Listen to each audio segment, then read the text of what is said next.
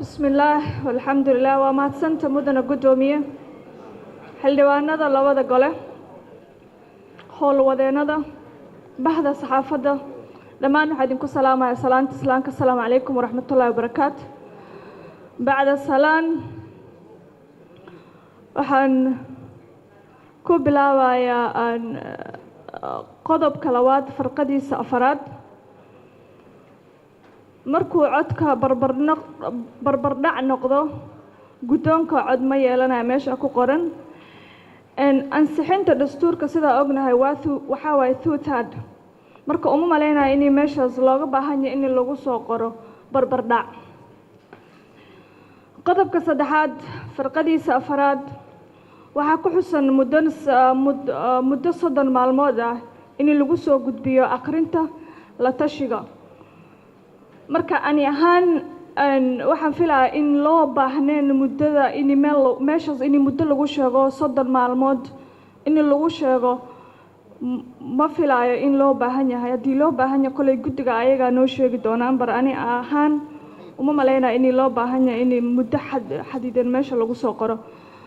qodobka afraad farqadiisa saddexaad xubnaha labada gole ee baarlamaanka federaalka Soomaaliya waxay ka doodayaan arrimaha farsamo kadib waxay ka doodayaan qodobada heshiiska siyaasadeed. marka hadii laga hadlayo siyaasad hadii laga hadlayo heshiisyo arrimo farsamo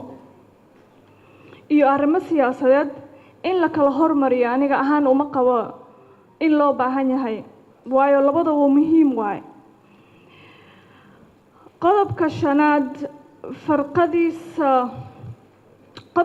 farqadiisa lixaad soo jeedinta wax ka beddelka cutubiyada dastuurka oo idil in kulan wada jir ah lagu wada ansixinayo. dastuurka oo idil baa hal mar la ansixinayo mase hadbaba cutubka ama cutubiyada diyaarsan sidaa darteed waxaan soo jeedinayaa in cutubiyada ama cutub kasta oo la soo idleeyo in la ansixiyo oo la sugin inta laga idleenayo dastuurka dhan. isla qodobka shanaad farqadiisa toddobaad qaabka codeynta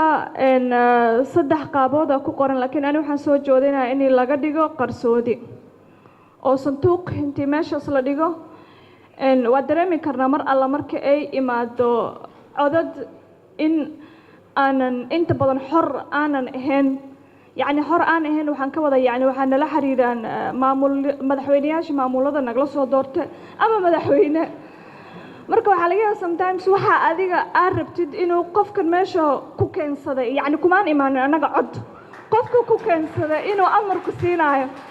sidaa darteed in qarsoodi laga dhigo oo meesha markaad tagtid adiga aad bedeli kartid idea-gaada adigoo ilaahay ka cabsanayso ayay ka cabsanaynin.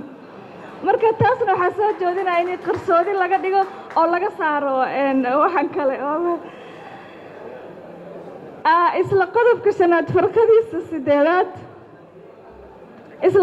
shanaad farqadiisa sideedaad wuxuu ka hadlayaa meermarinta madaxweynaha.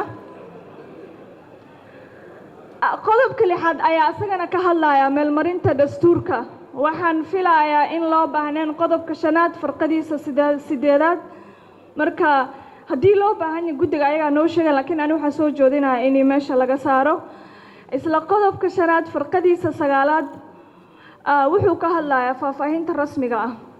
qodobka sagaalaad ayaa isagana ka hadlaya faahfaahinta rasmiga ah waxa u moodaa inay qodobo badan isku soo noqdeen isagana waxaan filayaa qodobka shanaad farqadiisa sagaalaad in meesha laga saaro. ugu dambeyn qodobka toddobaad iyo qodobka sideedaad waxay ka hadlayaan aftida waxaan waa xeer hoosaad aftida waxaa looga hadlaa xeer gaar ah marka waxaan filayaa in loo baahneen mahadsanid mudane guddoomiye.